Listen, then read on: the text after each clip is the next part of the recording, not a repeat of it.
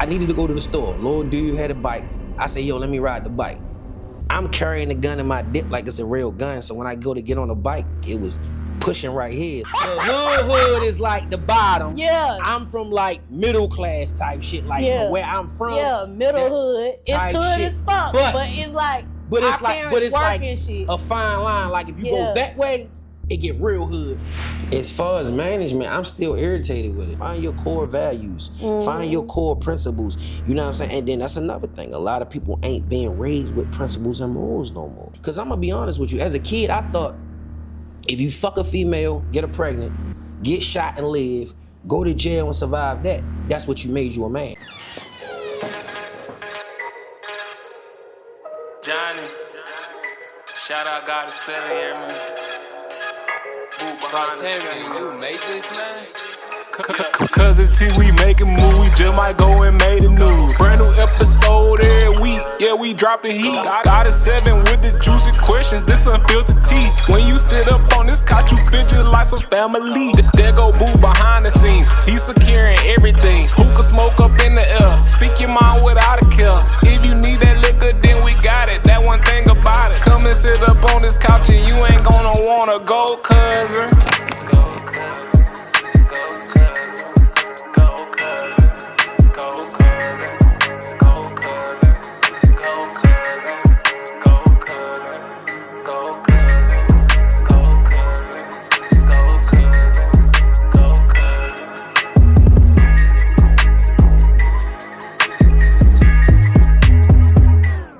Cuzns, what's going on, y'all? You already know it's your favorite cousin, y'all. Listen, today I have a really dope guest for y'all. He's the owner of Weirdo Unique Design Clothing brand. He's also the road manager for one of Carolina's hottest artists, y'all, Big Bags, who he did an interview too. So I'm going to tag that in here, y'all. Go check out Big Bags' interview. Go check out his music, y'all. But around here, we call him Weirdo. That's me. What's going on, cousin? What's happening, cousin? Man, thank you for pulling up. Man, listen, when you asked me, I was like, look, I definitely got to pull up on you because when we came for Bags, the vibe was real. So I definitely had to pull up because I don't do interviews. Yeah. How many you done did? I ain't gonna lie to you. I've been doing this. I've had this clothing brand like since 18, 17. It's probably about my second or third interview. I don't do interviews. Was the other interviews in the Carolinas? No. So I'm originally from Baltimore. So, and I moved around, like at first, when I first started, I used to just move around doing pop-up shops and just traveling, chasing the dream or whatever. So like, ain't no telling, I think like maybe Ohio or somewhere just in traveling, Atlanta. Matter of fact, I did one in Atlanta. I did a pop-up shop with some people from here, from Carolina, like a couple years ago when the All-Star game was in Atlanta. And I did an interview down there, but yeah, I don't do interviews for real. I ain't gonna lie to you. Okay, cousin, well, we definitely appreciate you for pulling up. I appreciate that. For sure.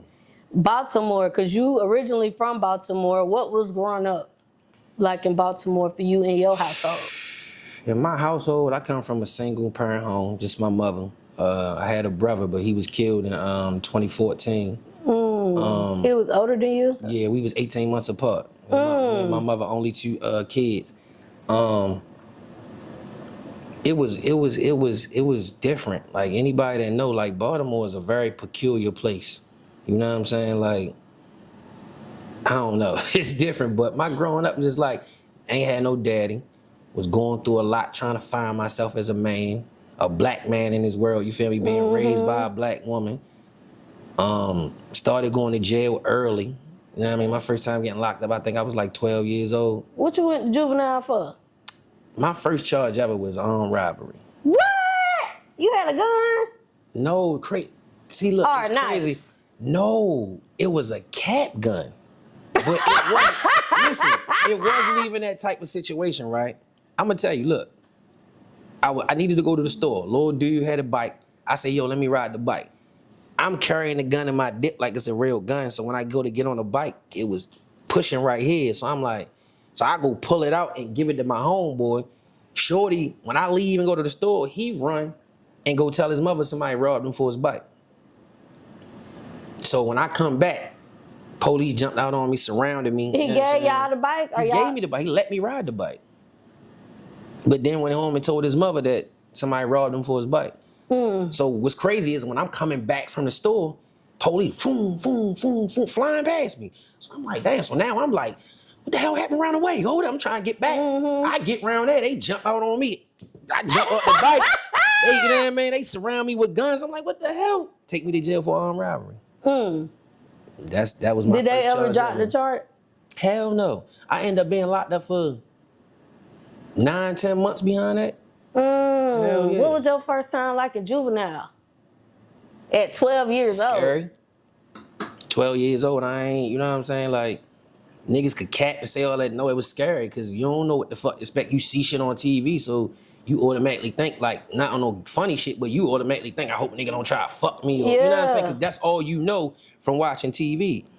But it was scary. You go around there, it's a whole bunch of dudes you don't know, you know what I'm saying? Like, but you learn quickly, like, how you got to carry yourself, how you got to go about things, you know what I'm saying? So. Did you know anyone in there?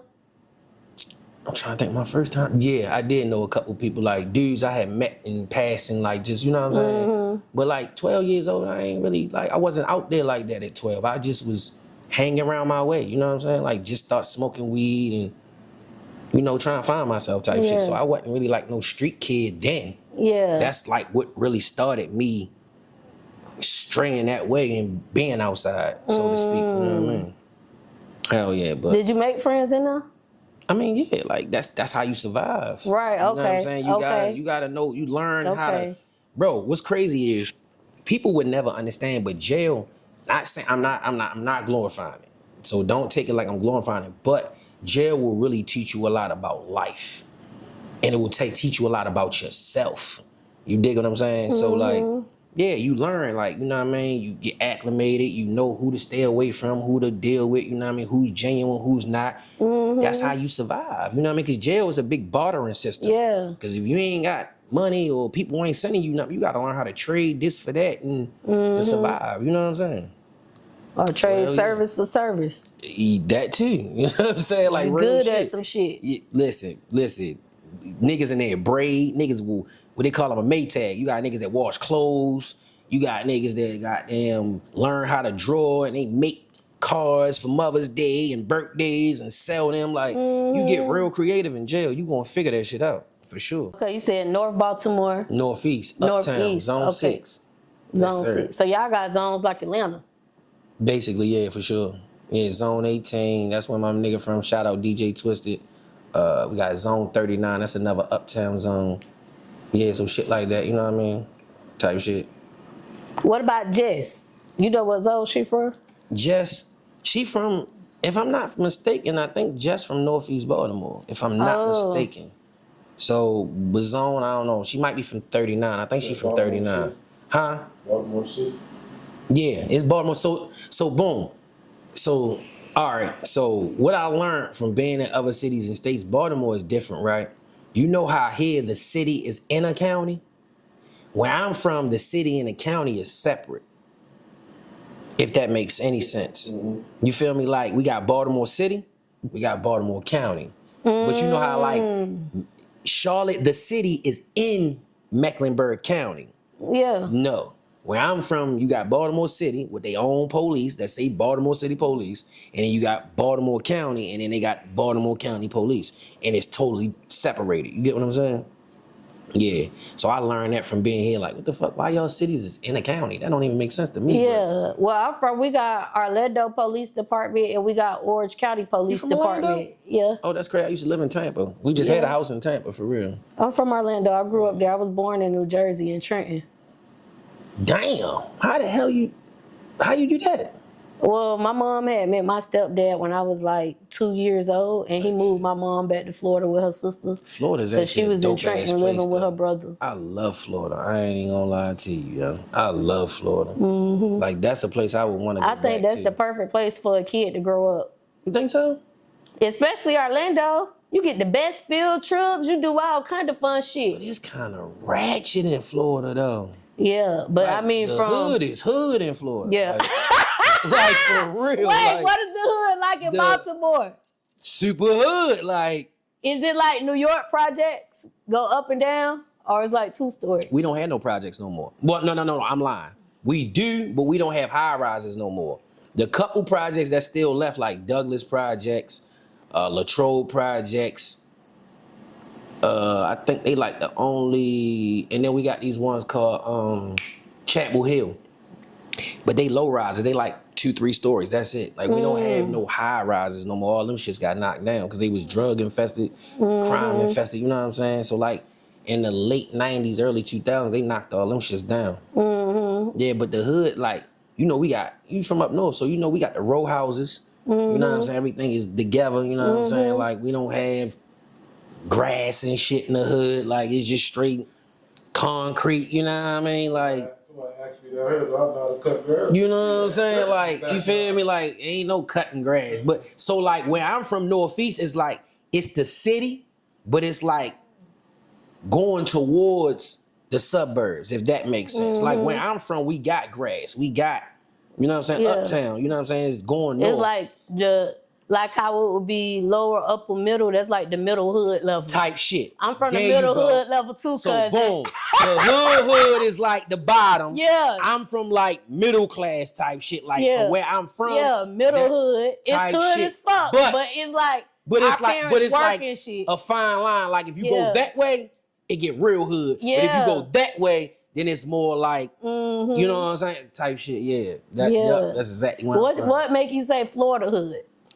No, I said they hood is hood. Like what I'm saying is like when you in the hood in Florida, it just hood. Like that's what I'm saying. Like, cause like when I was living down there, I ain't living in the hood. I lived in Tampa Bay, which is the outskirts of Tampa. But when you go down 52 and go all the way into Tampa, it's like, what the fuck? Like, that shit just get real. Oh, damn, I'm supposed to be cussing, my bad. No, you good. It get real extra, like, cause when you from other places, you don't know. But then when you go there and you see it, it's like, cause like you from the hood, I don't know how it is, but when I'm from the hood, so like when I go anywhere, I want to see the hood. I want to like, that helps me feel like, okay, you know what I'm saying? Like it's crazy, but you want to see the hood. Like I want to see the people, like, you know what I'm saying? Like you want to take me somewhere and this is out here and it's like, bro, this ain't that. Like, where the people at? Like, so you want to go there, but Florida hood was like, I went to Tampa. I'm like, what the fuck? Like, damn, like it just, yeah. And then like people think about Florida, they think about it's a tourist state. That's why I said that. They think the hood only in Miami. So Miami ain't even like, they don't even understand, like, bro. Like, matter of fact, my bro just came back. Him and his girl were just on vacation, right? But our people's from down there, they Haitian. No, they Jamaican, my bad. And he was all in the pork and beans, you know what I mean? He was in Golden Acres, he was in Kodak Hood, you feel me? He went to Trainer Block.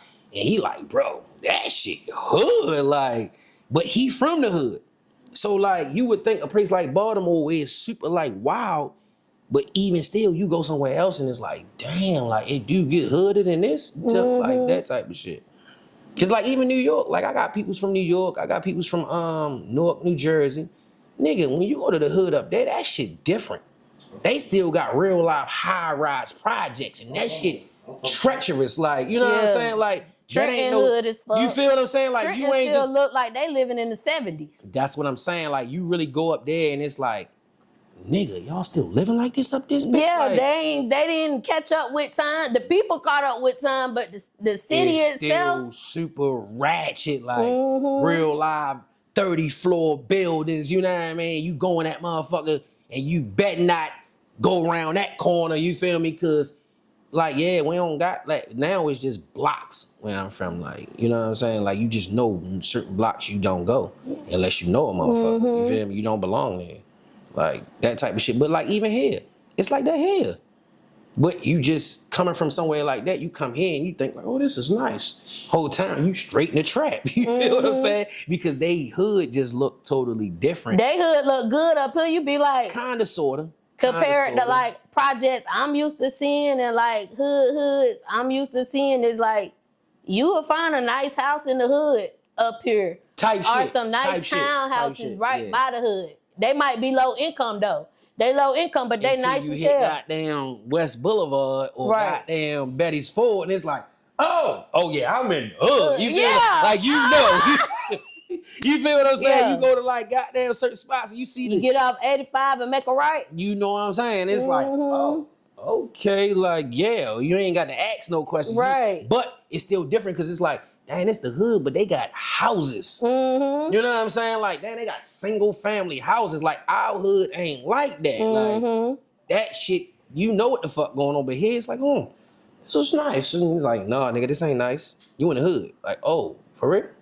Then you hit that corner and it's like, oh yeah, let me tighten up. You know what I mean? See what the fuck going on. Cause like, I mean, niggas just different everywhere type shit.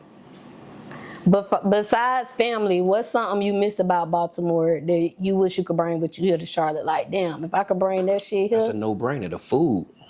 That's a no-brainer. That's the only reason I go back. I go back for my kids, my grandmother, and food. What's your favorite dish up there? Seafood. For sure. Definitely seafood. But more like we got delicacy shit like, you never heard of a shrimp cheesesteak. Yeah, you don't know what the fuck I'm talking about. You see what I'm saying? Like, It's fried shrimp or sauteed shrimp? no, it's like shrimp. Like, How they cook it? I can't even explain it. They cook it on the grill with the steak. Like, So they put the steak and the shrimp together. So like, all right, boom. So what they do is they cook the steak, you know, the steak got the onions, you know what I mean? Not no green peppers, not no motherfucking mushrooms, that weird shit they be trying to talk about the Philly. That's not even a Philly. First of all, I ain't even from Philly, but I'm gonna stand up for them. That shit that they be selling talking about is a Philly cheesesteak is not a fucking Philly cheesesteak. What a real Philly look like, Philly cousin? is meat, onions, cheese, ketchup, mustard. That's a Philly cheesesteak. What they call a Philly cheesesteak hoagie. So all this other shit, peppers and onions and mushroom, that's not a Philly cheesesteak. I don't know where the fuck they got that from. But go to Philly right now in the hood, and they gonna tell you like, you know what I'm saying? Like not the cheese ooze and whiz and all that weird ass shit. That's not no fucking Philly cheesesteak. You know what I'm saying? But where I'm from is meat, cheese, onions. You feel me? We do something called red hots. I don't know if you know what red hots is. Peppers. Yeah, but it's like, it's like a mixture of this shit that be in this thing. It's like red hots. That shit hot. They put that on there, you know what I mean? Mayonnaise, goddamn lettuce, tomato, you feel what I'm saying? And then they cook the shrimp. So that ain't no real Philly either, because they putting all that so stuff we don't call it. That's what I'm saying. In Baltimore, it's not gonna be called a Philly. What it's called? A cheesesteak. Oh. In DC, they call it a steak and cheese. We call it steak and cheese where I'm from in You Florida. see what I'm saying? They call it steak and cheese, but where I'm from, it's just a cheese steak. It ain't no, or let me get a cheese steak, let me get a shrimp cheese steak. But a Philly, that's why when I hate when people like, you want a Philly? I'm like, no.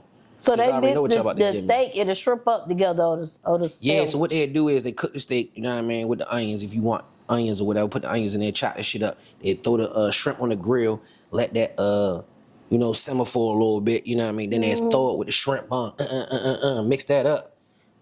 You know what I mean? Then they ask you what you want. Put all that on the bun. You feel me? Like mayonnaise, lettuce, tomato, red hots. You feel me? Ketchup if that's what you want. And then they put the meat on that bitch. You feel me? Like that's how they do that. Like That Baltimore sounds good. listen, if I still ate meat, I'd eat it'll that. blow your mind. I promise you it would. This shit, nah. I'm gonna have to get my husband to taste it for me. Let's go. I take y'all there. But other than that, What about Krishan them? You knew any of them? Because there's a lot of crazy they enough, and I really don't want to say this on camera, but I'm gonna say it because my sister gonna be mad. So my sister on my father's side, if you know anything, you know, Krishan's last name is Malone. She's her father is my sister's cousin. Now I ain't sit here on no clickbait cat and shit. I don't know her. I don't know her family. You feel me? But her father, Booby, I believe his name is my sister's cousin. I don't know his name, but my sister's last name is Malone, just like Krishan's last name is Malone. You feel me? But did they know each other growing up? I don't think so. I don't think so. I ain't even gonna say all that, but yeah, no, they ain't know each other. No. How would you say, like, the environment that you grew up in, how did that have an influence on your style or even your mindset? Well, I grew up in different environments because, like I said, I came from a single family home. So, like, at some point in time, because we used to live in, like, the hood, the low. Before we became middle, we lived in, like, the hood. You know what I'm saying? So, I think at some point, you know, just my mother trying to be proactive. Like, I got 2 boys, you know what I'm saying? I don't want them around this. She moved us to Because technically I wasn't born where I'm from, if that makes sense. I was born in the Lows. You feel me? But in moved fifth up grade, to the middle. I think fourth grade, I never forget, my mother came and got me from school one day. Was like, come on, we moving. And took me from school early that day. Like, we moving. I'm like, what? But she was getting a divorce. And we moved to middle class. You feel me? So that's how I really become, because I say I'm from where I'm from because that's where I really like jumped out the porch. When I was in the Lows, I was a little kid. I wasn't outside. I wasn't doing shit. I wasn't, just a little kid running outside, doing little stupid shit. But when we moved is when I started getting acclimated to what the streets was and what the fuck was really going on. You know what I'm saying? So like. That's when you got that cap gun? Type shit. You feel me? Yeah. Yeah, but that's crazy though because that graduated. Because 2 years later, at 14, I caught my real first charge, which was attempted murder. You know what I'm saying? At 14, so playing with cat guns, you know what I mean? So watch your kids and what they doing.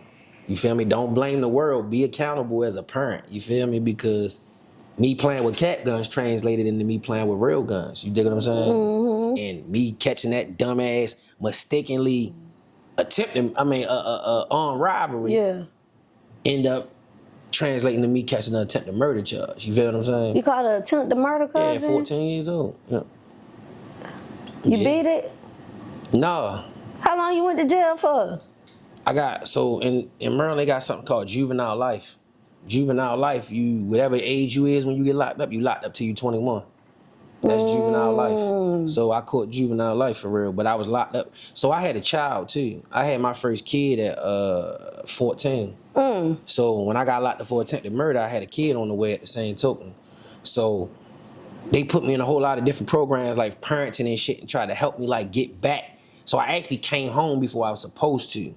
Because I was a parent, you know what I mean, trying to help me transition into being a young father and, you know what I'm saying, that type of shit. So I actually came home early, but my dumb ass, that ain't even work because like 8 months later, my dumb ass was back in jail, you feel me? So then I had to finish my juvenile life type shit. Yeah, so all together I had gave them like 5.5, 6 years, from 14 to 20. Yeah, it's like 6 years, yeah. So when you came home, you knew like I got to get a different mindset going forward. Yeah, but no. No? Cause like, in a sense, it was like, I wanted to, but I was lost as a young black boy. I was lost. You know what I'm saying? Like, I was really trying to find myself. Like, I mean, I know this now. At my age, I understand what the fuck the world is. And I was lost, trying to find myself. I was angry. My daddy wasn't in my life, you feel what I'm saying? I was mad at him. Did you know who your father was? Yeah, I knew who the bitch ass nigga was. But he just wasn't there. Yeah. And I wanted him. I didn't want my mother, like, not to say it like that, but I love my mama, but I want to see a man. I want my daddy. You feel me? Like, I'm that one, like, well, what's up with my daddy? Can you call my daddy? Like, I wanted my daddy bad. You feel me? Because, so, I know now that I was blessed with a gift. You know what I'm saying? Like, I really, like, I'm smart, like, on a whole nother level, like, spiritually. You know what I'm saying? So as a kid, I just knew, like, being raised by a woman just wasn't right. No disrespect. No, I get what you're saying. I just knew it wasn't right. I wanted my daddy. You know what I'm saying? I was lost, really trying to find myself, trying to figure out. Because I'm going to be honest with you. As a kid, I thought if you fuck a female, get her pregnant, get shot and live, go to jail and survive that, that's what you made you a man. That's really what I thought. You see what I'm saying? Just misconceptions of life because I didn't have that direct guidance. Like, was your big brother in the streets too? Crazy enough, I turned my big brother onto the streets. He was actually an honor roll student, football star. You know what I'm saying? Like, he was like, Shorty was like, he was that guy. Like, you know what I'm saying? He was super smart. Math was his best subject. Like, he was a cool ass dude. You know what I'm saying? But I was just strained. And a lot of shit that I did, I kept trying to influence him. Like, nigga, you sitting in the house. Like, I come in the house like, nigga, you doing homework? The fuck you doing? I'm going outside. You feel what I'm saying? Little bad, little brother. Type shit. You feel me? So it was like, and then it was crazy because then when I caught all that time, he started going to the streets. You feel me? When I caught that time as a 14-year-old, he started hanging in the streets. And that's when he really started, like, being in the streets. But he excelled because he knew numbers. You feel me? He knew algebra, like he knew how to mix. Like he was a beast with Coke and baking soda and knowing the grams, what to put on this, how to whip it to make this. Like he was just super smart. You dig what I'm saying? But that's how that was type shit. Yeah, but I was just like the bad little kid that was just lost, trying to find himself and just was just doing anything. Like I lost my virginity shit. The year of leaving 5th grade, going to 6th grade, I lost my virginity. So how did that lost kid end up with an attempted murder charge? You want to know some real shit? Being a kid and wanting to be seen, not wanting to be overlooked. So, like I said, I already had misconceptions of what a man was, so I felt like shit. I was always that nigga when shit went wrong. I was, shit, let me do it. Give me the gun. I do it. Because I wanted niggas to see me like, I'm a little nigga, but you feel, because that's what I thought. You know what I'm saying? Watching movies, seeing what was going on around me, it was like, nah, niggas gonna respect me. And then I was always small. I'm still little, you feel me, as a grown man, but it's like, nah, niggas gonna see me like, right. Y'all niggas gonna know that I get down too. So just being misled and just not understanding life and what the fuck really was supposed to be going on type shit, and just putting myself in the wrong places, and that's what it led to.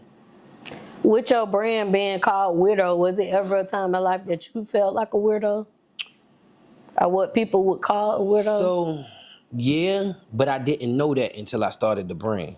And I say that because, so, a little history on that, right?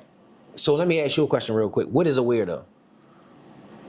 I think when people say weirdo, this ain't the dictionary version, but when people say weirdo, they basically talk about somebody that's different from what they is, something that they consider weird because they don't understand what that person is going through. So you're looking at it like, that nigga weird as hell, or she weird as hell. So I'm glad you said that, because that leads me to, so now I'm gonna give you the dictionary version, right? Which is why I named my brand it. A weirdo is a person who excels in an unorthodox manner. That's what a weirdo is. Basically, in layman's terms, a weirdo is a person who does things their way, but gets ahead. And when you excel and do things that's not like the rest, what do they call you? That motherfucker's weird. Whole time they just don't understand you. So all a weirdo is an individual that just moved to the beat of their own drum for real. And when niggas don't understand you, they don't see you, they don't understand who you are, they just put a label on you. You're weird. That's how really weirdo came about for real.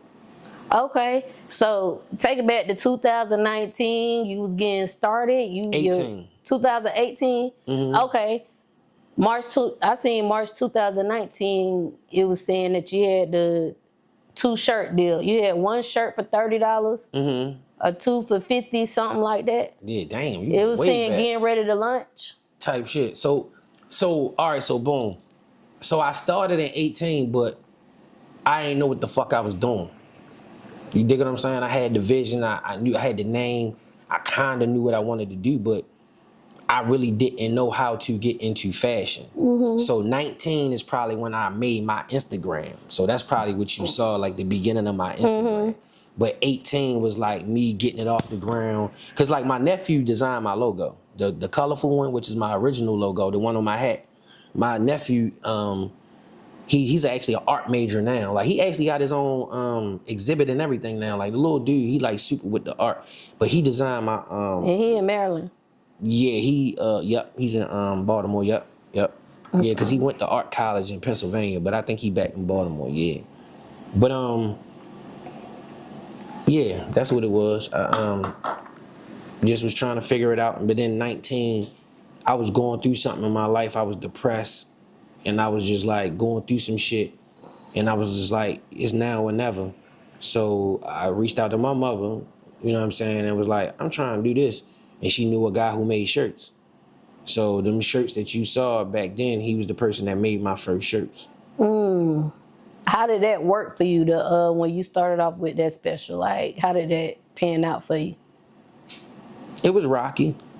Cause I don't know what anybody think, but real shit, the craziest part, especially in our black community, you know what I'm saying? the motherfuckers who you think gonna support you don't support you. So it was up and down. You know what I mean? Because it was like I thought that, oh, I'm gonna do this, and people, especially being a bad kid, I'm thinking like, all right, I start this, people gonna see me doing something positive, they gonna hop on board. No, sir. It be the people that don't know you, sir. right?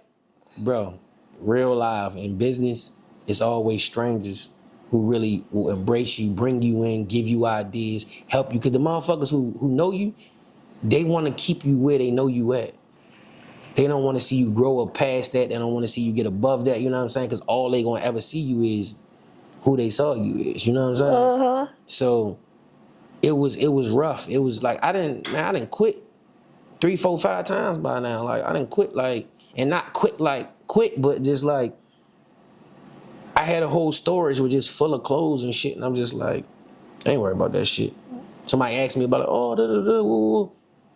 It might be something that was $60. I might say, yeah, just give me $25, $30. And I just go give it to them because it was just like I wasn't interested. Because like I said, the support wasn't there. It wasn't real. And it just was like, dang, y'all see me, y'all keep telling me I was bad and I'm doing this. All right, I'm doing something positive. Y'all niggas ain't gonna buy a shirt. But the people you know is always, yo, give me a shirt. Right. Hey, bro, can I get? Yo, send me this. And it's like, you know me the most. You know what I got going on. Why you don't ever offer to buy some shit? And the 9 times out of 10, I'm gonna give you a discount anyway because I fuck with you, but they don't ever want to buy shit. They want you to give it to them. So that shit is discouraging for real. It make you really be like,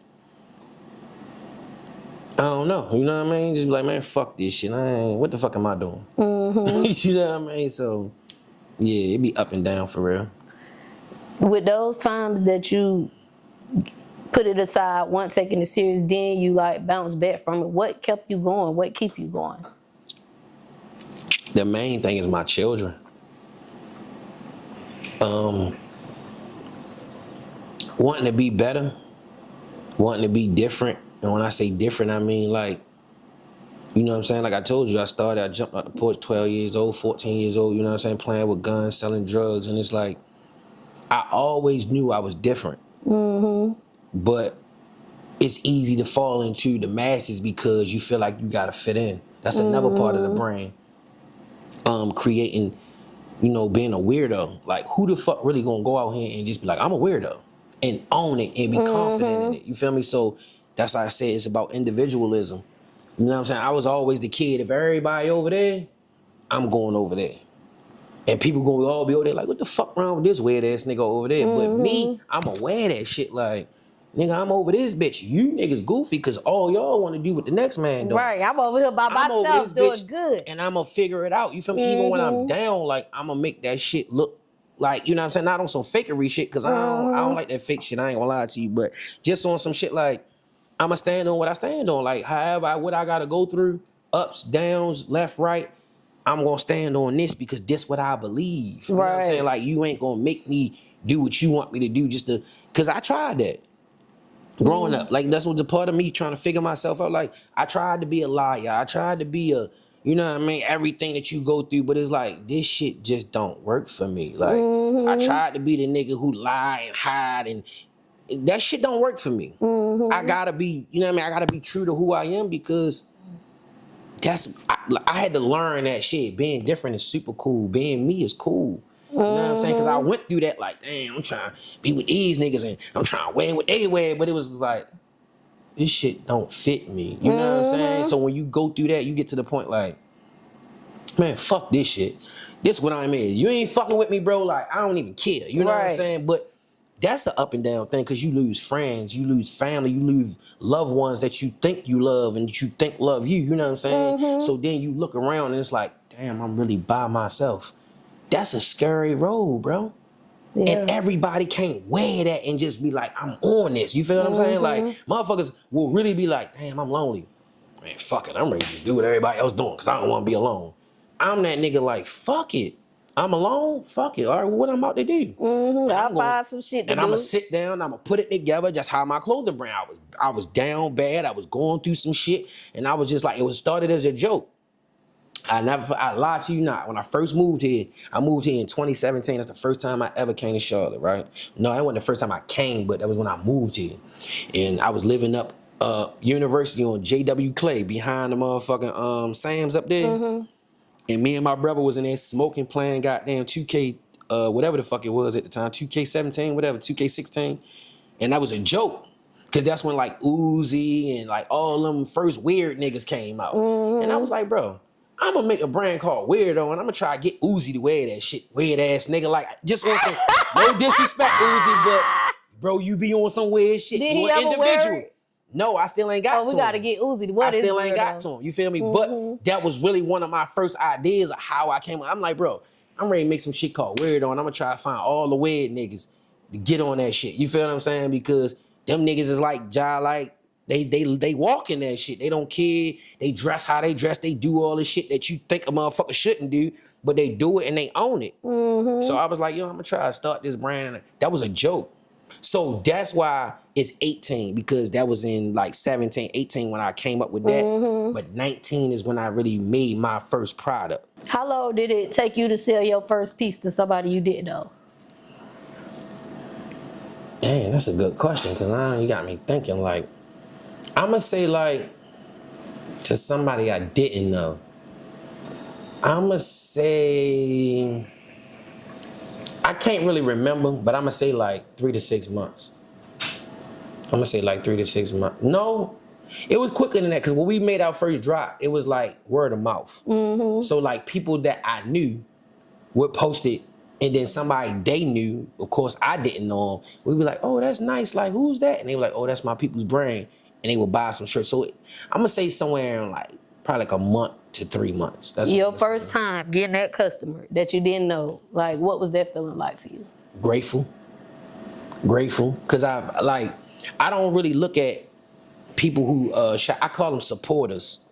I don't really like to call them like customers, or you know what I'm saying, because it's like, being as though my brand called Weirdo and what it really means when you break it down, because there's a whole acronym behind the word Weirdo. Yeah, tell the Cuzns. Yeah, so it's wise, eccentric individual reflecting determination and ownership is what Weirdo means, right? Which my mother, who shout out to you, Big Jeezy, is the one who actually came up with the acronym, you feel me? And when you break it down, if you wise beyond, you know what I mean, what people can think, what they gonna call you. You're weird. If you're eccentric, you know what I'm saying? You feel what I'm saying? Yeah. They gonna call you weird. If you an individual and you do your own thing, they gonna call you weird. You know what I'm saying? So that's where it came from, but yeah, that's what it was. More or less just, you know, I'm grateful, like, cause I felt saw. I told you, listen. It goes all the way back to, if you listen, what I said when I was a little boy. I never felt saw. I felt looked past. I felt stepped over. So for somebody I didn't know to actually buy something from me and be excited about it, I felt seen in that moment. So it was just grateful. Like, damn, like, oh, all right, so you know what I'm saying? Yeah. Like, I was just great, because my brand, and this might sound weird, and it might be cliche, but of course, I want to make money, but Weirdo is like a bigger thing. It's more of a movement. Like, it's not just a brand. It's like people really, because we in a world where everybody wants to follow the trends. Who gonna be that one gonna step out and say, man, I'm gonna do this? Right. Because I told you, if everybody over there, I'm gonna be over there. You know what I'm saying? Like, that's just who I am as a person. Like, I might like something and then everybody start liking it. It's gonna immediately make me not like it. Because I don't want to be like everybody else. I don't care to do what everybody else doing. You know what I'm saying? Like, that's weird to me. You know what I'm saying? Like, what the fuck? You don't got your own mind? People be grown as fuck trying to uphold images and shit, you know what I'm saying? And trying to look like something or be like something. It's just like, when I was growing up, to be an individual was super cool. Yeah. You mean, because you wanted to be the one that started the trend. You wanted to be the one that did something. But now it's just like, oh, everybody doing it. Fuck it, I'm going to do it. I just really can't no, that ain't my thing. You know what I'm saying? Set your own trend. Straight like that. You know Would you say that's what makes your brand different from other brands? I'm going to be honest with you. I haven't even really got into what I really want to get into as far as my brand. Like, we do streetwear, you know what I'm saying, so far, because just Because I'm gonna be honest, I'm gonna be completely honest. I'm gonna be super transparent on this show. I learned this shit as I went along. I ain't know what the fuck I was doing when I started. I'm gonna be completely honest, which like I told you, I was depressed. I was going through something, you know what I'm saying? I just felt what I was going through. And I was like, you know what? I had that idea. Fuck it. I'm just ready to do this now. You know what I'm saying? So called my mother. I was venting to her and she was just like, well, I know this guy. He makes shirts. I'm gonna call him. And then it was the love that he showed me, the excitement that he showed me when he saw my design, and he was like, oh, that's nice. Like, yeah, you feel me? Like, grateful once again. Because it was like in that moment I felt saw. You know what I'm saying? It was like, damn, like, okay, like he like it. Like this shit. You feel what I'm saying? So, because I'm going to be honest with you. Since 18 to now, that's what, 8 years? 7? Oh, 8. No, that's 8. 18. Yeah, right. I've had one person tell me they didn't like it. And the only reason they didn't like it ain't that they didn't like my design. They didn't like that it was called Weirdo. Because they was like, I'm not going to call myself a weirdo. You know what I'm saying? Yeah. That was one person, a female. You got some nice shit, though. I appreciate that. Some really nice shit. Hey Cuzns, it's your girl Goddess 7, and listen, this commercial break is actually sponsored by me. Y'all make sure y'all go to Amazon and get this manifestation journal, 369 21-day manifestation journal. I'm gonna help you manifest all of your dreams, everything that you're inspiring. I'm gonna help you get there. I'm gonna guide you in this journal. Make sure y'all go check out Amazon Prime. The link is in the description. Go get your journal. I do that with my brand. Like, at first, I didn't, like I said, I just started it. I didn't know. I didn't know what the fuck I was doing. So I thought you had to have a lot of shit because people won't come, right? But once I really understood what I was trying to do with the brand, I started to look at, like, I don't want it to be a lot. I want it to be scarce. You know what I'm saying? So, like, I do have pieces out there I've only made 3 of. Or, like, a lot of times when I drop shit, I might drop it in bulk, but it'll only be one of each size. So you got one small motherfucker with it, you got one medium motherfucker with it. You know what I'm saying? Like, because people don't understand with clothing and with brands, when you first come out, you don't want to saturate the market, which is what we deal with now in this world, just a lot of saturation. Motherfuckers just doing a lot of this shit, you know what I'm saying? But with my brand, you might not see it a lot because it's not a lot of it. Like, I might drop a sweatsuit and I might drop one small, one medium, one large, one extra large, one 2X. So it's one motherfucker of each size that got it. After that, right, I don't even give a fuck. I might, if somebody called me like, damn, bro, that shit was hard, I ain't get none. All right, I'll make one especially for you, but you gotta drop me a deposit. You feel what I'm saying? Yeah. I started learning, like, because you gotta think too, like, fashion-wise, it's about pieces. It's not about, like, how many people got the you know same what I'm saying? Like Nike Techs. Everybody can get a Nike Tech, but everybody can't get a Weirdo Unique Designs piece. And when people feel like, oh, can't too many people get what I got, they That's feel when they'll be special about more it. willing to pay whatever you really asking for. Because, yeah, I have a brand, but what motherfuckers might not understand, I'm really a designer. Like, and when I say that because, like, perfect example, this sweatsuit I got on is unreleased. I'm the only nigga that got this. And I got this made for the event that we have a night with my artists, but when you talk to me about the interview, I'm like, oh, I'm gonna wear that bitch on it because don't nobody got this. You design all your pieces? Absolutely. I'm hands-on with everything. What about the women? Do you have any, like, women thoughts on, like, do you got a woman on your team to help you with the women clothing? I did, but... Because I see y'all had them onesies back when them onesies was popping, Cuzn. So that's when I had a woman on my team. So if you pay attention, you can tell, like, the different times of my brand. That's when I had a woman on my team. I had a woman assistant who was super hands-on with my brand, and she was like, yo, no, you got to focus on women. You know what I'm saying? Kids. Because if you know anything, I'm giving y'all gems too. Y'all should be paying me for this, but check this out. When you got a brand, if you focus on women and kids, you're going to make money. Women going to always spend money, and they always going to spend money on their kids. Niggas, they going to do what the women doing. Because they only doing this shit to impress the women or other niggas. Just to stunt or you flex, you feel what I'm saying? So that's where my brand is going. That's what I was telling you off camera, so I can say it now. I actually got a luxury brand I'm about to start. I ain't gonna give you the name, I can't, because it's gonna be a faceless brand. You dig what I'm saying? But it's gonna be a luxury brand, like more high end, more like You dig what I'm saying? More like along the lines of Gucci, Louis, you know what I'm saying? Like, I'm ready to see that. yeah. Now I spent some money on a black luxury brand. And see, that's where I'm really at because I'm super pro black. A lot of people first of all, a lot of people wouldn't know who the fuck I am. A lot of people don't even know I own the brand. And I did that for a reason because I'm not really a on camera in front. That's not who I am. Like, I don't even care about that shit. You know what I'm saying? I'm super about me, my community, my people, well, my family more than anything first. You know what I'm saying? So all of what I'm really doing is about building for my children.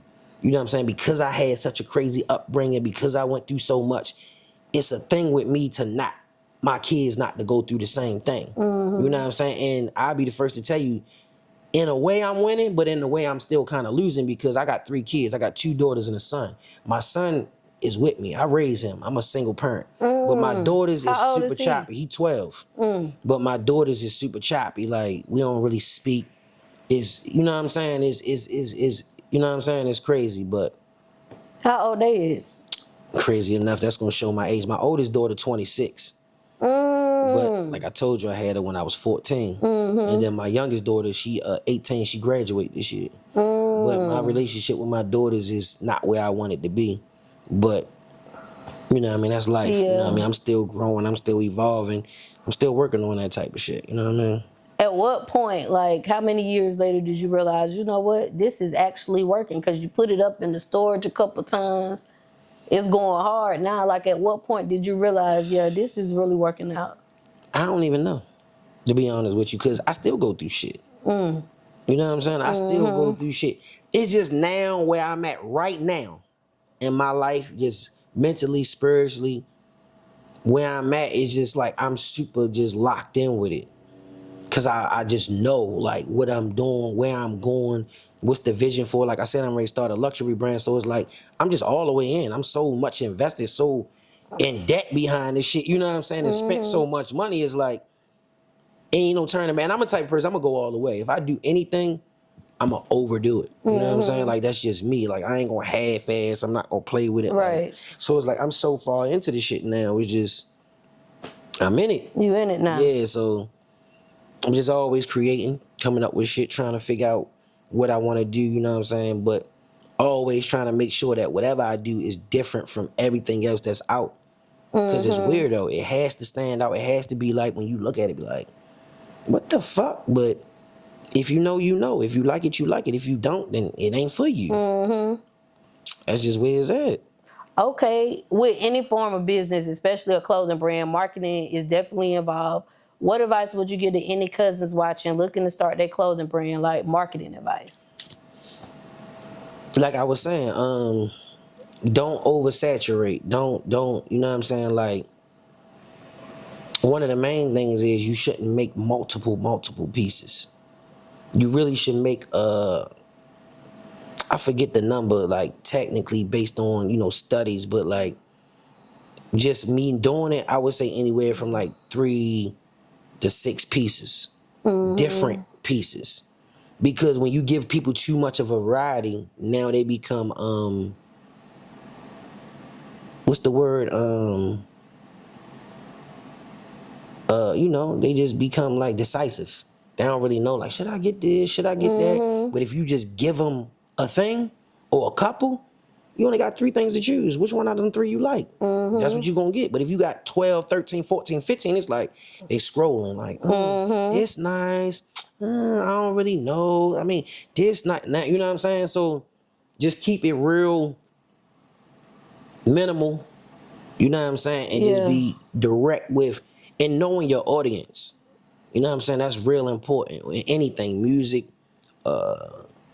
clothing, you know what I'm saying? Anything you doing, even podcasting, you know what I'm saying? Because you put it out there, but you'll learn when you watch your demographics who's really locked in on what you're doing. And that's when you try to that's what another thing too. So with Weirdo, we don't cater to what people want.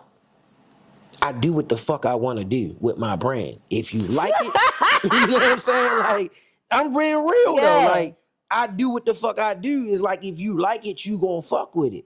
If you don't, then you just not a weirdo.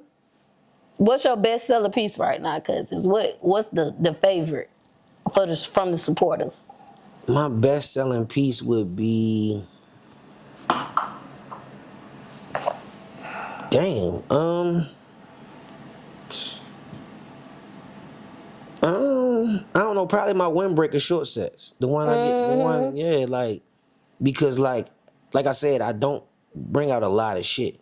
So like I think when I did the short sets, I probably did like 2 of each size of each color. And they kind of like gone. Like that one, you know what I'm saying, I just brung for your people's, like, that's like, shit, that's like pretty, like really like the last one. I got some more that I haven't got done up yet. That's still like, you know what I mean, blanks. Yeah. But that's really the last one nice I had too. that was made. Can you hand us that? You don't got to get in the camera. Let them see their outfit. Yeah, so like. It's nice too, cause that was definitely one of my best pieces, because just like, you know, I'm real big on quality. You know what I'm saying? And just like fabrics and, you know what I'm saying? Because I ain't really ready just put nothing on. You know what I'm saying? That motherfucker don't look good and feel nice. Yeah, that's good quality too. It ain't Like, cheap quality. It's good quality. Show them the outfit, cuz. So like, you know what I mean? This the shorts to the windbreaker set. You know, if you see it got the reflectors on it.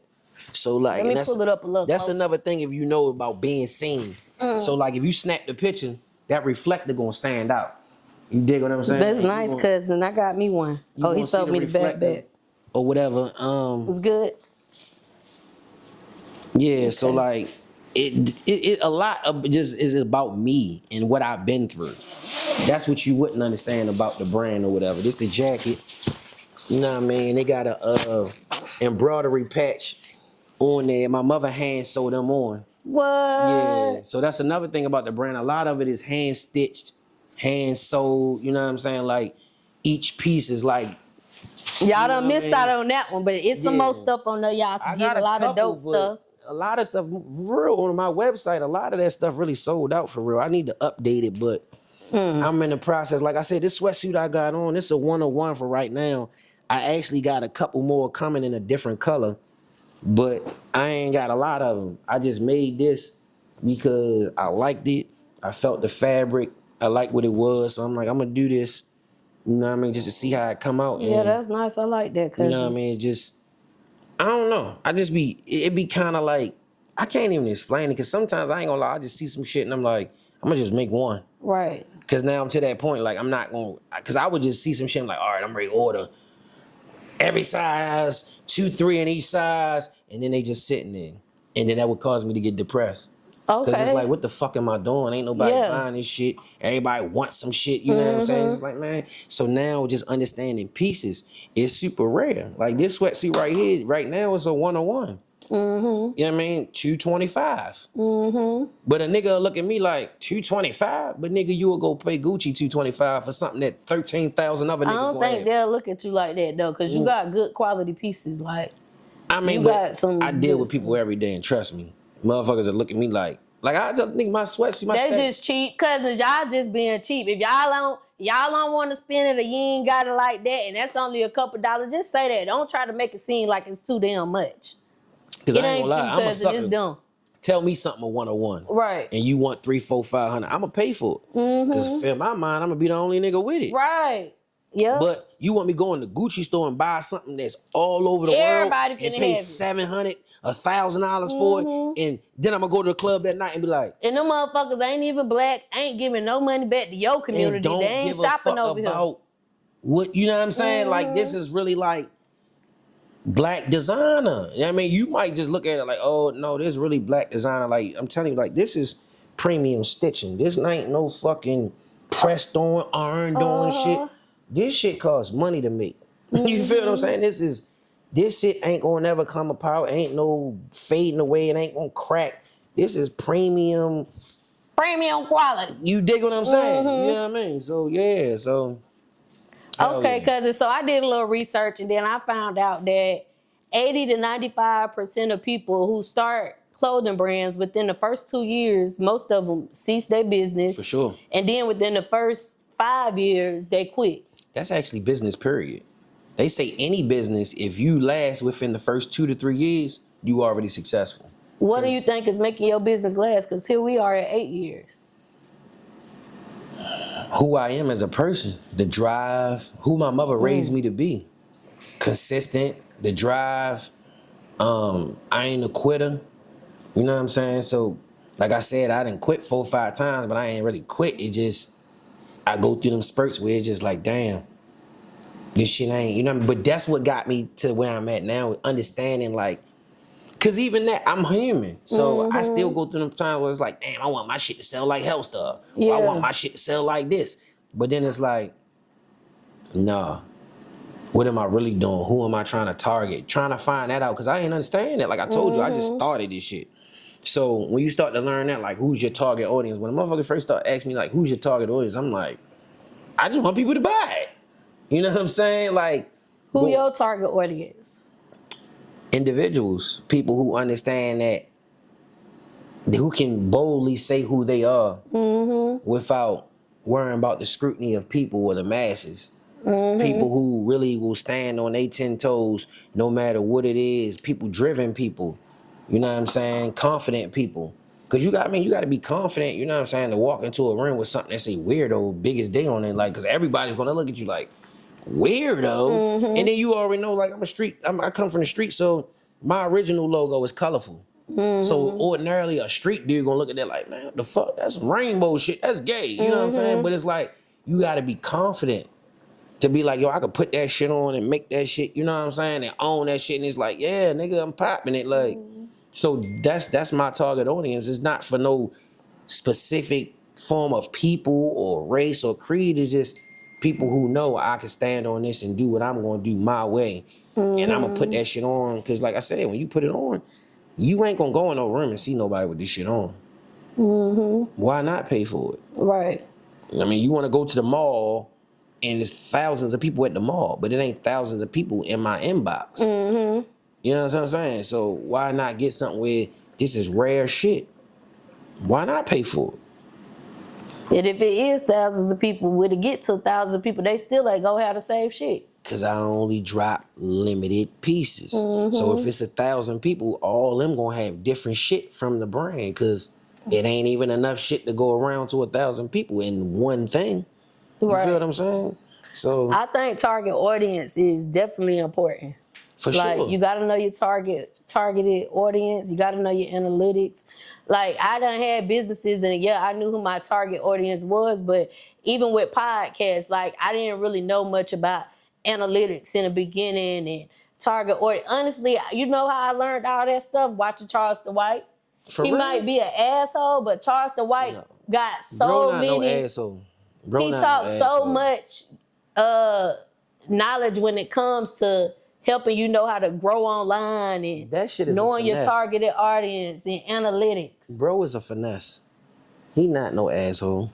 I done learned so much shit from that nigga. Bro, and I seen growth. Because he know what the algorithm do. So he do all that shit just to put himself in the eyes of most people. Yeah. Bro really intelligent as fuck. That nigga smart as fuck. Intelligent as fuck. If you was, because right now content creators is popping, right? If the content creators would look at more of his videos where he's talking about how he came up on social media and talking about algorithms and stuff instead of just looking at the bullshit he put out, you would get far as fuck. Where he at, it's like the bullshit is just as necessary, because if the bullshit brings 30,000 people, they're gonna look further into who he is. And that's when his target audience is gonna find him based off of that. Because it's like, man, this nigga full of shit. I mean, then they're gonna look him up, and then the people who dig deeper and find out who he really is, that's like, really on that, be smart as fuck. Like, damn, I like, because at first I was looking at it like, this coon ass, fucking goofy ass nigga. Like, that's really how I felt. Yeah. I'm like, you know what? One day I was just sitting somewhere and I was just like, you know what I mean? Let me look a little further into this nigga. So I started looking him up. Whole time, bro, an activist. Whole time, bro, is super pro-black. Whole time, bro, is like about building his community. But for a dumb motherfucker who surface value see the bullshit, you ain't gonna get past that. You ain't the motherfucker he trying to reach. But for the motherfucker who gonna look past that and search and really look into him, you gonna get to find exactly what you looking for. And that's when you like, cause like me, I'm like looking, I'm like, this nigga's a clown. Then I start looking like, hold up, what the fuck? Now I'm watching them deep joints that he really talking that shit, and it's like, now you look that up, and it's like, oh, bro, know what the fuck he talking about for real. And then I seen an interview where he explained that, like, bro, I do that shit just to get people on my shit. But when you get on my shit, when he was goddamn doing the activist full time, nobody niggas wasn't listening. You gotta post bullshit. What's crazy is that is, if you tell a nigga some real shit, they gonna run to the bullshit. So if you indulge in the bullshit, you gonna suck them in, and then you give them the other shit that you really trying to give them. Because a motherfucker will believe a lie before they believe the truth. Yeah. That's just real shit. That's what everybody is just, that's the whole one. We go back to my brand and individualism. Nobody, like, people probably gonna look at this shit like, nobody wanna hear that shit, niggas. You an individual and you different. You know what I'm saying? They don't wanna hear that. They wanna hear, yeah, we ratchet and we out here. Yeah. They love that shit. Think about the baddies. You motherfuckers run to that shit. But then you got a motherfucker talking some real shit. You look at their views, it's like, nigga don't wanna hear that shit, right. bro. Motherfuckers want to be entertained. Yep, you got to put out some entertaining. Y'all might have an intellectual conversation, bitch. You better put out the most entertaining clips of that conversation. Clickbait. That's where clickbaits come from. You know what I'm saying? It's like, I understand that, and I think that's where I be getting depressed, because it's like, I'm one of them people, I'm not finna do all that goofy shit. Like, if you fuck with me, you fuck. Like I just told you, like, it's about that. My people gonna find me. You know what I'm saying? Like, if you build it, they will come. Yep. You know what I'm saying? Like, if it's for you, you gonna figure it out. But, because everybody ain't gonna go on my page, because everything I'm saying about what it means and how it break down, it's on my page. But the most average motherfucker gonna go to my page and scroll. They not gonna look at the bio. They not gonna read what it stands for. Right. They not gonna look at none of that. They just wanna see, is the shit hard? Do it look good? You know what I'm saying? They gonna look straight past the actual message of what it means. You know what I mean? wrote down your bio in here. It said the weirdo is described as one who is unique in character and intelligence. Think about that. The weirdo is one who is unique in character and individual. Very unique. I might look like everybody else, but when you get down to the core of me, you'll really realize, like, damn, this nigga's smart as shit. But I'm quiet, which is why I said I don't do interviews and all that, because I ain't looking to clickbait a nigga and suck a nigga in and do all that shit. It's like, bruh, when you meet me, it'll pop up and you get to talk to me and I sell you some shit, that's what pulls people in. You know what I'm saying? Because like me, I'm big on customer service. If I go in there and your customer service bad, I'm leaving. I don't even give a fuck what you selling. I ain't even gonna get to that. If I can't get past how you treat me, then fuck you in what you selling. You dig what I'm saying? So that's for me, but that's how I run my shit. You know what I mean? If you meet me and then you get to talk to me, you like, damn, bro, super cool. He vibey. You know what I'm saying? Like, okay, but you don't know me. Don't nobody. Like, I was really like, I ain't gonna lie, I was trying to find a way to cancel this shit, because I didn't want to do no interview. Because this is just not me. I'm not chasing shit. Well, I'm glad you pulled up. You dig what I'm saying? I'm not chasing nothing. He ain't counsel on y'all, cuz. No, because I fuck with you. Like, when first time I came with my artists, you and your husband, like, y'all, I fuck with y'all. Like, and we might not have had this conversation, but I'm a super vibe person. I'm an energy person. You dig what I'm saying? I'm a spiritual person. You feel? I'm Muslim, but I'm spiritual. I'm not religious. You dig what I'm saying? So just being around y'all, when I came and I sat in that seat and I watched the interview, I'm like, damn, I fuck with Cuzn T. Like, even when I first met you, when you interviewed me at the Tubi meet and greet. You walk, if you ever pay attention and go back, when you walked up on me, I looked at you crazy as fuck, because you was like, hey, cuz. I looked at you like, who the fuck is this lady? Like, because you threw me off. What's up, y'all? It's your girl, Goddess 7, and this episode is sponsored by a couple different sponsors. So y'all already know I had to shout them all out. First of all, y'all, I got to shout out Robinson Hustle 8, because guess what? They branding us over here. Y'all see these cute little glasses that I be drinking out of? Hold on, let me take a sip. Y'all see this? Y'all see this right here? Y'all see this cute little liquor ice bucket, whatever you want to call it? They made all of that. So if you're looking for some custom shit, make sure y'all go shop with Robinson Hustle 8. They customizing all your needs. I can't forget about Q3 Designs and Things. They're also a sponsor of Cuzns T Podcast, and they're a branding company for us. They made us these cute little shirts, y'all. Y'all like this shit? Y'all see this? Look, you need some custom shit for your business, go shop with Q3 Designs and things, because they're going to get y'all right. They're going to get y'all everything that y'all need. I also cannot forget about Gemini Hookah, because they keep me smoking good on every motherfucking episode, y'all. Y'all see this hookah? They sponsored that for us. They did some other sponsorship, but most importantly, y'all, they got them hookahs, and y'all know I love hookahs. Look, y'all, hold on.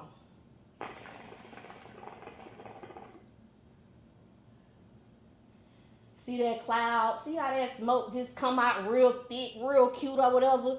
You could be smoking like that too, y'all. Go shop with Gemini Hookah. They got these ice packs. They got these portable hookah tips. You can take this thing anywhere with you. And they got hookah candles, y'all. They got different shisha flavors. They can make you anything you want. So make sure y'all go shop with Gemini Hookah, y'all. Go get y'all hookah. Until next time, cousins. Bye. Okay, cousins. So you said it was weird when I first walked up to you. Yeah, it threw me off because I'm not really I'm not always super approachable.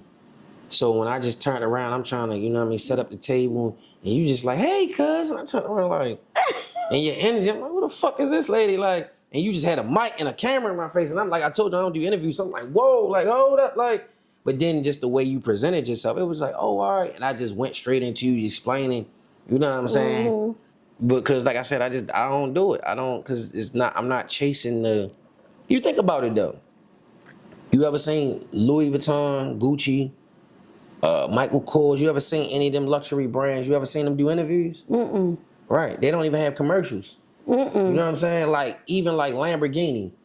The owner of Lamborghini said the people that our audience don't watch TV. So why would we make And they don't make a lot of cars. You dig what I'm saying? But they still sell. Mm-hmm. And they over 6 figures. Mm-hmm. So think about that, how Honda and all them other ones got constant commercials, but you got a $100,000 car that sell like a motherfucker and they don't even got commercials. Like I said, the owner of Lamborghini. What sell they get $100,000? Like I said, the owner of Lamborghini said the people that we market to, they don't watch commercials or TV, so we don't have commercials. Mm-hmm. So just like I'm really a student of the game with this shit. Like I really studied this shit to try to figure like what am I doing wrong? Why is my shit not selling? Da-da-da-da. But you go to South Park right now, and you go to any of them up like high class brands, you don't really see people going in there really buying shit and coming out. You see more people going in there just looking. Mm-hmm. I'm telling you some real shit. Next time you get a chance, go to South Park Mall and go to all them high class stores and see how many people you actually see come out of there with a bag. Mm-hmm. You don't. Motherfuckers who really buying that shit, guess what? They ordering online. They not going to the store. That's real shit. Do your research. Go. The online services that took over for the brick and mortar. That's what I'm trying to tell you. It is more cost efficient. That's what I'm trying to tell you.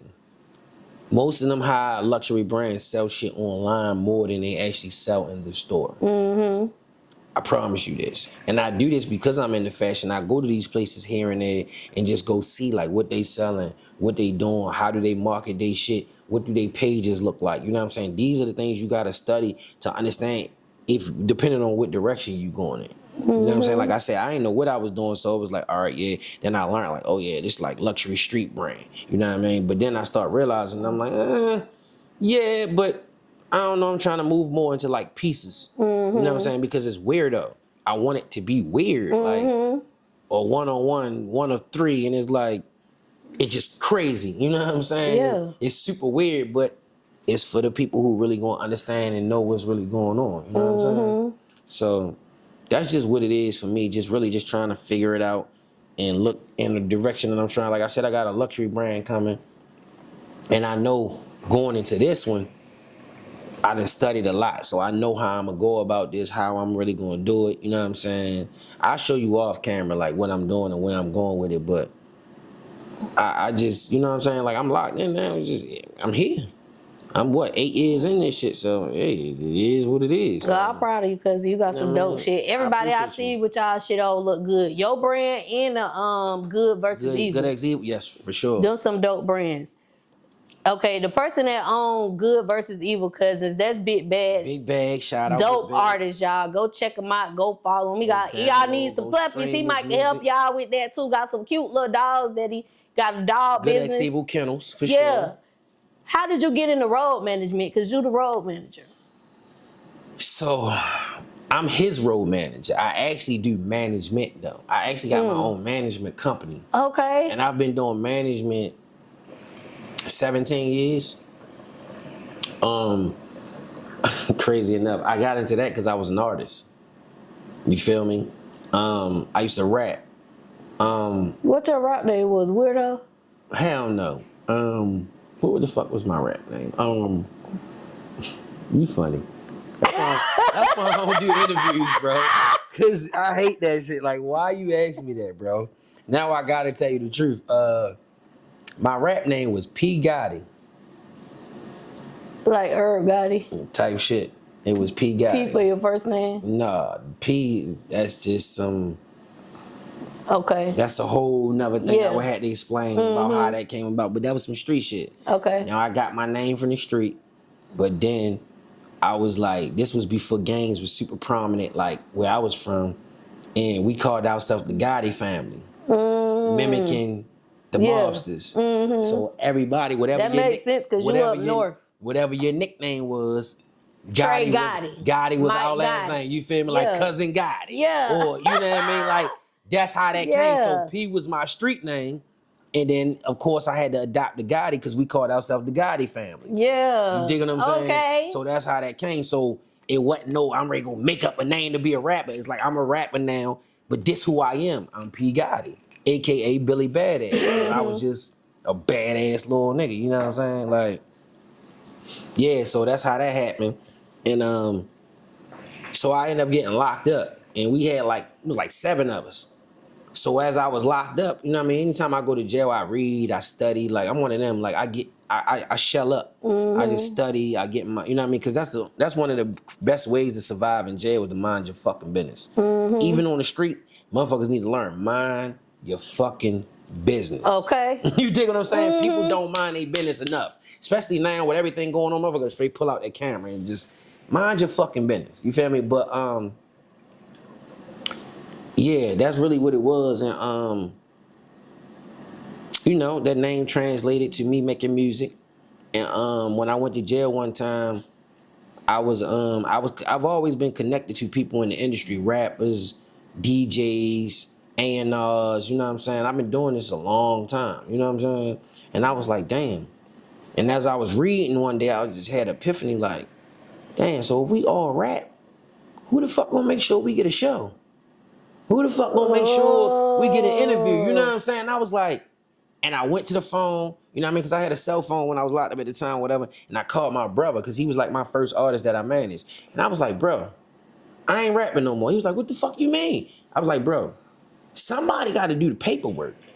Somebody got to make sure we get a show. Somebody, who the fuck gonna go? And I had the connections with all the people that could get us shows or get us in. So I was like, well, if I know everybody, I might as well be the manager. That's how it started. You know what I'm saying? So then when I came home, and I felt like my brother at the time, he was like he was the best rapper in our crew.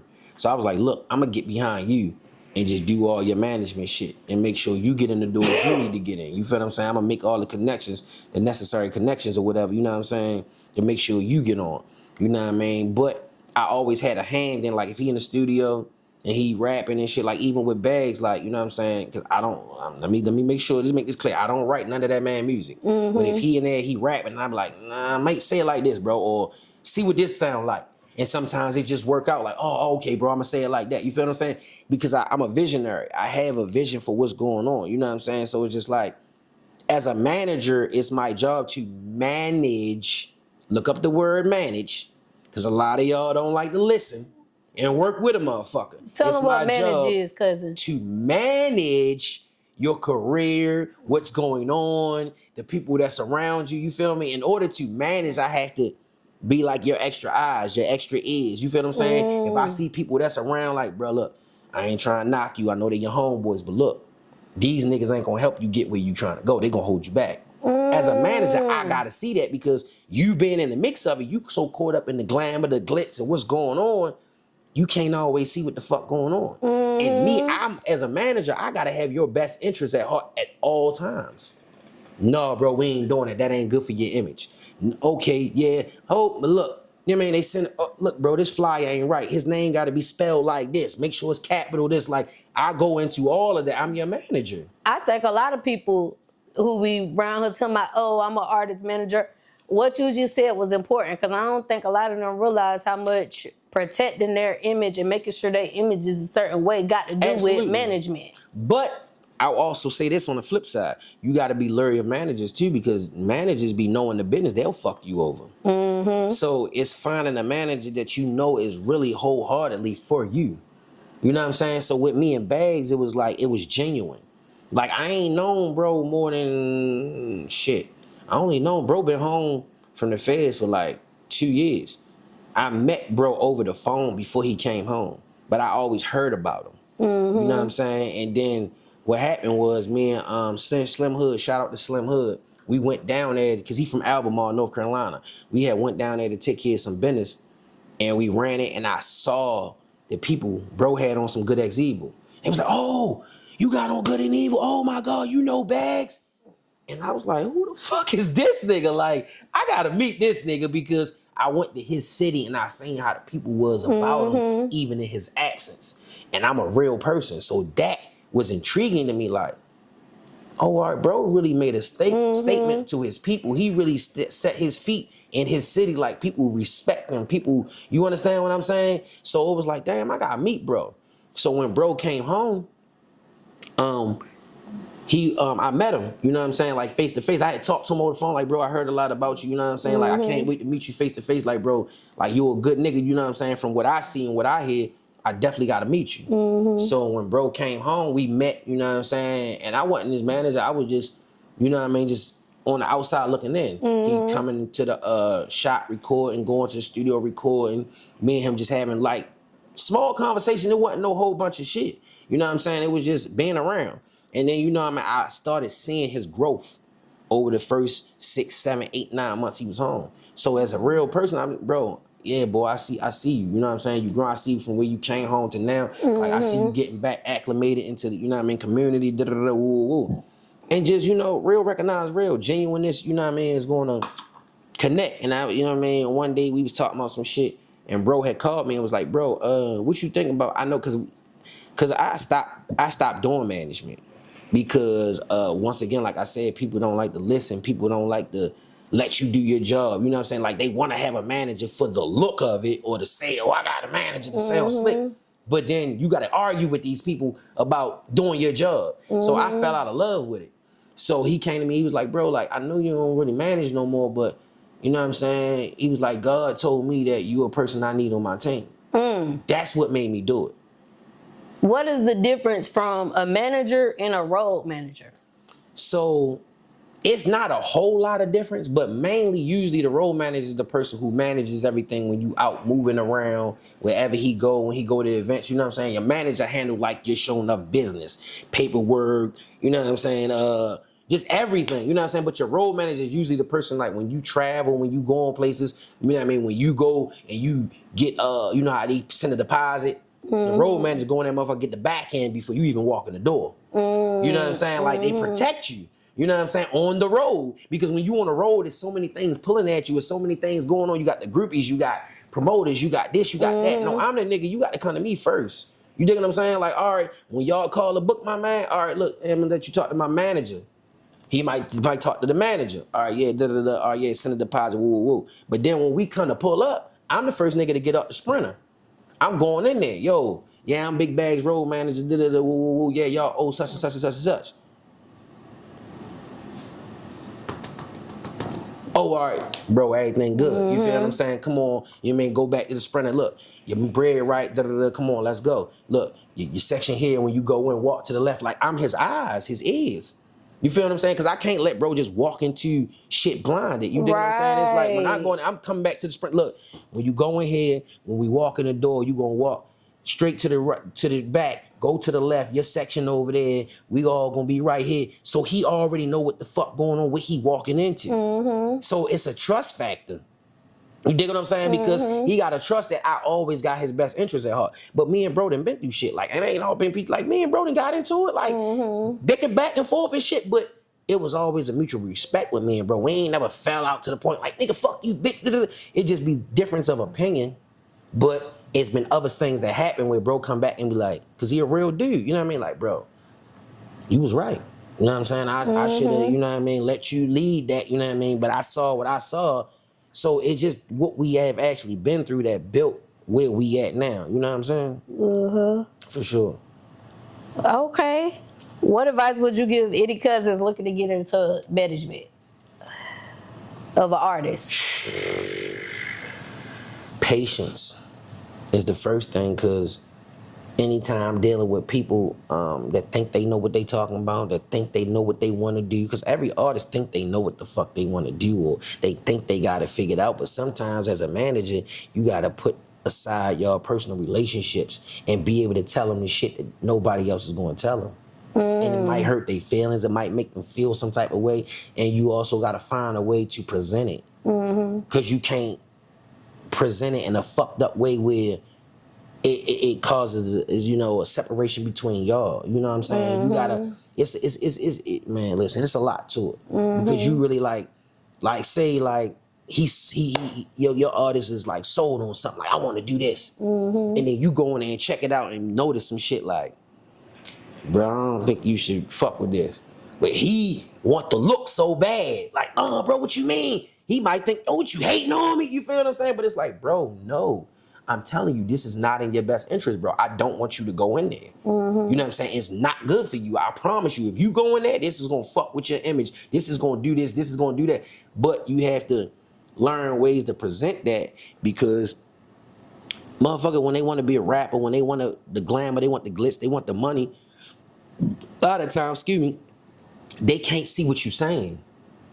You feel what I'm saying? It might just come across, even if you tell them genuinely in a decent way, it might. So you have to find ways to navigate through people, through emotions, through the wolves. You know what I'm saying? Just be patient though. Patience is, and I'm a person who don't really have a lot of patience. So I had to learn how to be patient with people, with processes, with just learning how to, you know what I'm saying, navigate people. You know what I'm saying? So like more than anything, just patience and just I'm gonna say patience for sure, and learning how to present yourself. You know what I'm saying? Because a lot of times you have to understand that you're representing somebody else. So the way that you feel about it, or the way you would go about it personally, you got to put that aside and take the business aspect over that, because if you cuss a motherfucker out and then y'all go in another door and they were like, nah, fuck that nigga because his manager da-da-da-da. So you done fucked up something or made something messed up for your artist off your personal feelings. You know what I'm saying? So it's just being aware, being consistent. You know what I'm saying? Things of that nature, for sure. Okay, cousin. So what's your ultimate goal when it comes to Weirdo Clothing and when it comes to your management role? You know, I ain't gonna say role, or just management in general of artists. I ain't even gonna lie to you. I don't really know how to answer that question, because as far as management, I'm still irritated with it. Like I told you, like even like you know, like the day we got an event going on, you know what I'm saying? Like all the shit I've been dealing with since this morning when I woke up makes me be like, why the fuck did I get back into this shit? Yeah. You know what I'm saying? Why did I tell this nigga, yeah, I would be, you know what I'm saying? Like, but when you see the end results, and that's when you look at it and you just be like, damn, bro, like it was worth it. You know what I'm saying? But the process of it and getting to it, that should be stressful. What about Weirdo? What's your ultimate goal for Weirdo? My ultimate goal for Weirdo is just to reach my people. So I'm gonna be honest with you. My ultimate goal with Weirdo is really just to create something positive for my children, because I was who I was growing up and been through the shit that I've been through. It's really ultimately just to show them that I could change and do something positive. That's really what it was really about. It was never really about money. You feel what I'm saying? It was really trying to create something, because as I studied and as I learned more about life and just growing, it was like, all right, what can I create for my children so that, you know, if possibly they don't want to do this or do that, I'll have something that they can actually own themselves. That's something that will never tear them apart. Because, you know, I had a conversation before I started with my children's mothers, like, look, I'm going to put this in their name. I don't give a fuck what go on. Don't let them sell it. You know what I'm saying? I don't give a fuck. None of y'all don't try to play with my shit and sell it. This is something I built for my children. You know what I'm saying? Just to create something. You know, I'm Muslim and we believe, you know, you save yourself, save those closest to you, and save those closest to them. So my ultimate goal, to answer your question, is to save myself, be a better person, evolve, grow within myself, be accountable, you know what I'm saying, be consistent, you know what I'm saying, be aware, you know what I'm saying, teach them that, and ultimately this hopefully will show them the same things that I've tried to, you know, create for myself, and just be a better example for my children for real, because it's always been a stigma on who I am as a person just because of who I was, you know what I'm saying, so if anything, I think that would be my ultimate goal for real. That's dope, cousin. For real, Yeah. I ain't even gonna lie to you. Like, it ain't what people would think. Like, oh, I want to be rich. Like, of course, we all need money. You can't live without money. But when you, I really honestly believe when you do things genuinely, like the things that's supposed to come to you gonna come to you regardless. You know what I'm saying? Like, so I feel like when you walking on the right path, like whatever that right path might be for you, like doors just start open. God just seeing opportunities. Then you realize, oh, this is where I was supposed to be. And that's where I'm at in my life. Like, I'm just really chasing being on the right side of things. You know what I'm saying? Because I'm definitely super God-fearing, you know what I'm saying? I'm definitely, like I said, I'm super spiritual, so I try to, you know, I'm really more or less just trying to, you know, get my spirit together, especially what we're going on with this time and what's going on in the world. A lot of people don't understand. It's like they see the war, they see all the shit going on, but really it's a spiritual war. Like, I'm Muslim, but the Bible says, for we wrestle not against flesh and blood. You know what I mean? So what we wrestling against? Our nafs, which is an Arabic word for desires. You feel what I'm saying? All they do in this world is give us our desires to work against us. But can you fight your desires to go and do what you're really supposed to be here to do? A lot of motherfuckers walking this earth and don't know what their purpose is and never will know. And they don't even give a fuck. They just trying to look for the next party, the next drink, the next, you know what I'm saying? They ain't even trying to get deep into who they really are. So, like, even like to your last question, my ultimate goal is just to figure out who I am ultimately as a person, which I've kind of figured out, and I'm still working through, and just like walk in my purpose for real ultimately, and be effective in that. Yeah. Okay, cousin, before we get up out of here, this is the last question. Can you give the cousins any advice? Any advice? It could be any kind of advice. It ain't gotta be business related. It could be business, just anything. Be true to yourself, but don't let that hinder you from where you need to go, because sometimes you can steer yourself wrong. Be open-minded, but don't be open-minded to the point where you gullible. You know what I'm saying? Be open-minded to the point where you just don't shut down and things, because sometimes you can think you're going the right way and you can shut down a blessing that's for you. You know what I'm saying? Because you think you just want what you want. You know what I'm saying? Like I said, I ain't trying to be super religious, but I'm Muslim, so I gotta stay true to my, you know, core teachings and values that sometimes what you think is good for you is bad. And sometimes what's bad for you, what you think is bad for you, is actually good. So it's just learning where you supposed to be and what you supposed to be doing, who you supposed to be around and who you ain't supposed to be around. You know what I mean? So if anything, it's just lock in spiritually, you know what I'm saying? Lock in with yourself, figure out who you are, and, you know, stand on that. Don't be so indecisive with your life, you know what I'm saying? Like, figure out where you going. And stand on it. And stand on that. You know what I'm saying? People swearing too much these days. It's like, what you really on? Motherfucker do anything. You know what I'm saying? Oh, I ain't gay, but I suck dick for some money. You feel me? gay. Like, you feel what I'm saying? You're Like, gay. it's just people just anything now. Like, oh, I ain't doing this, but shit, you pay me the right price and I'll do it. Like, no, bro. Like, it's okay to be with a bisexual guy. That was never popular when I was growing up.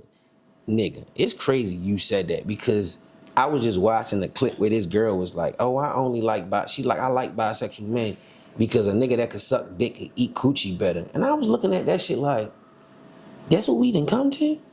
Like, that's what I'm saying. Don't bring that shit over here. Like, and I'm not saying it like this because If it's anybody that's in the LBGT community, I love y'all. Oh but yeah, let me say that I ain't I against love nobody. y'all, but I got a little statistics cousin. show You it's a feel lot me? of HIV over there. It ain't even that. It's just like I got a Don't little be cousin going over there and come back over here. who in the community, but it's like, and I ain't trying to down nobody because I don't really give a fuck. Like what you do is what you do. Yeah. But what I'm saying is just like have value because niggas don't have morals and principles no more. Well, the way I was raised, morals and principles was a thing. Like my mother couldn't teach me how to be a man, but she taught me morals and principles. And from that, I learned how to be a man. You understand what I'm saying? So as long as you got your core morals and principles, because I ain't gonna lie, I never forget. This when I knew I was an old nigga, right? I was over my cousin's house one day, you know what I mean? His house was like the popping house, all the little niggas in the hood, you know what I'm saying? And I was in there, I was like, yo, they little kids, little young niggas was talking. I was like, that's what the fuck wrong with you young niggas. Y'all niggas don't follow the rules no more. Y'all niggas don't got no type. You know what this nigga said? That's the problem with you old niggas. Ain't no rules no more. I looked at him and said, yo, I'm done with this shit. You feel what I'm saying? Because for a nigga to say that, like, it ain't no rules no more.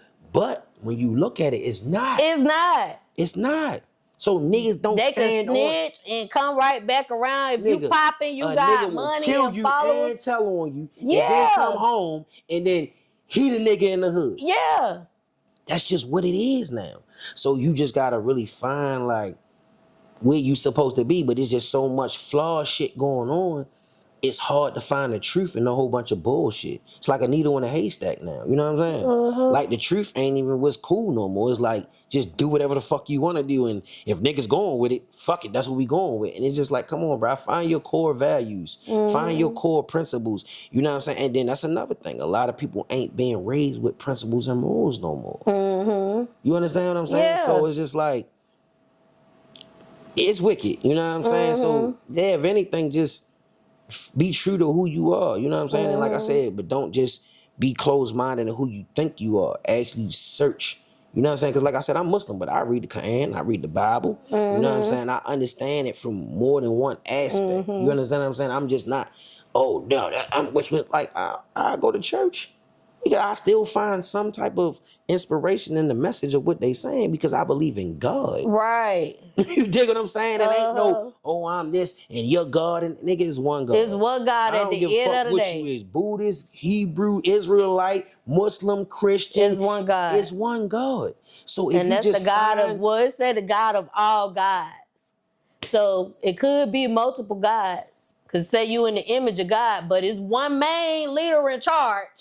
And that's God. that's choppy too, because I hear you, but nah, it's one God. It ain't no multiple gods. It's not. So what about when it say you made in the image of God? If you're made in the we image, gotta understand when we made in the image of God, it's just meaning that we made in His likeness. His likeness is God. You get what I'm saying? But what I'm saying is this. Perfect example. Jesus, right? In the Bible, it says, He says in the Bible, the only way to the Father is through me, right?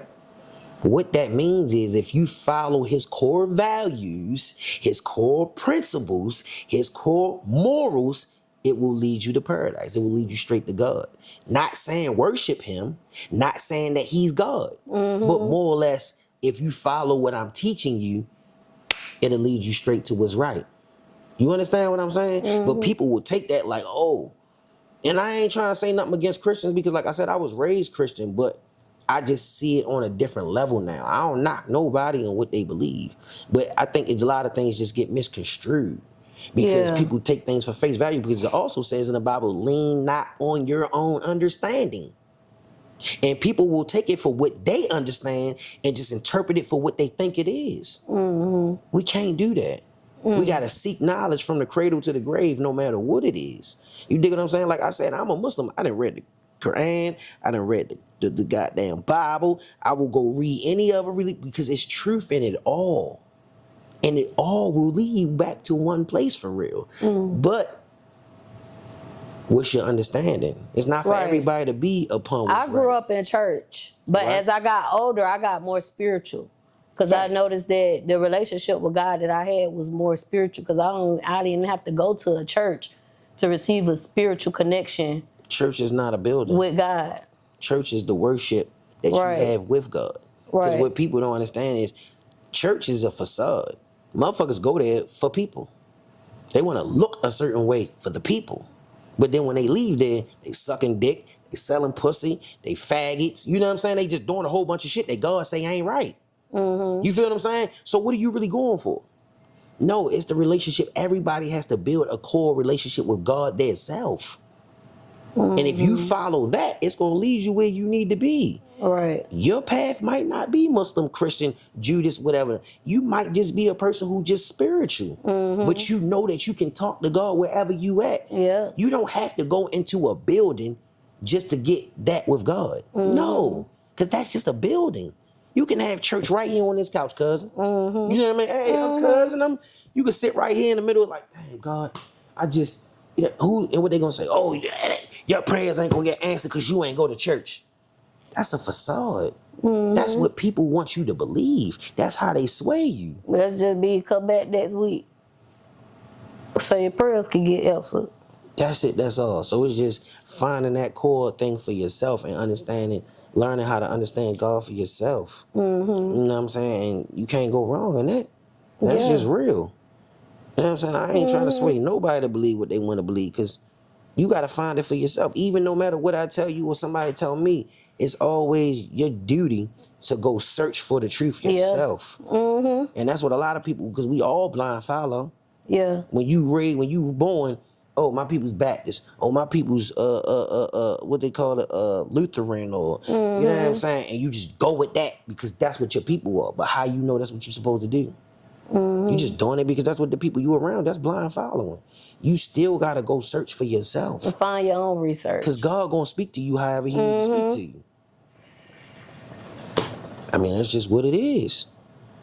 You know what I'm saying? I don't knock nobody. I'm just what I am because of how I got to where I was at. You know what I'm saying? Yeah, but I believe we was all created in the image of God. When I think about life, like we all creators, we all have the mind to create. We all have a duty to humanity. You know what I'm saying? So I feel like we were all created to be gods and goddesses because we were made in the image of God. But I also feel like God, it's a God that sit up high, and that God is the creator of all things, the creator of you, your parents, everything, and you could never be that God. No way. You know what I'm saying? So no way. Yeah. No way. But even you think about it, even in creating His image, life comes through a woman. But with the mercy of God being able to allow you to get pregnant. Because there's women who have sex for years and, you know, man, you know, how you say, ejaculates in her, but she never gets pregnant. Why? Because God obviously didn't put that blessing on her to get pregnant. You dig what I'm saying? Yeah, another pathway. But you guys still, like, women are such a very vulnerable, you know what I mean, special thing, because life really comes through a woman. The womb is so important because if you don't take care of the womb, you understand what I'm saying? Like, a life has to come out of that. So you got to think about that. That's deep. Married, had a baby without even having sex. So how you gonna sit here and say that God ain't real? Right. Like, did Mary did they have IVF back then? I'm just playing, y'all. But you feel what I'm saying though? But it's crazy because that's real though. Like, it's people that get shot in the head that don't die. Right. It's people that get shot in the heart that don't die. It's people that get hit by cars and get fucked up but don't die. So you mean to tell me that just, the doctors, you know what I mean, saved? Come on, bro. No, it's something way higher. You feel what I'm saying? That really puts them in a place where, like, it's not your time. Right. So, for sure, like, you know what I'm saying? It's way bigger than all of us, man. So, I agree with you in a lot of what you're saying, for sure. Yeah. Yeah. Okay, cousin, before we get out of here, let them know where they can find you at. Go shop with the brand. You can find me on Instagram at weirdo_unique_designs. We got a website, weirdouniquedesigns.com. Yeah, that's all we really on. You can find me on Facebook, but it ain't really nothing on Facebook. You know what I'm saying? I primarily promote through Instagram and my website, for sure. Y'all go shop with my cousin. He definitely got a lot of stuff, y'all. Make sure y'all comment and like this video, because he don't even do interviews. He pulled up for y'all, cousins. I had to. Yeah. I thank y'all. I love y'all for showing up every week. Until next time, cousins. Bye. Sure enough. Man, it's the biggest weirdo. You hear me? Tapping in with Cuzn T podcast. Listen, if you don't know, you definitely want to tap in with Cuzn T. She got the dopest interviews, she got the dopest energy, and she always bringing the livest interviews. So make sure you go like, comment, subscribe, and tap in with Cuzn T podcast. You heard it? Yes, sir.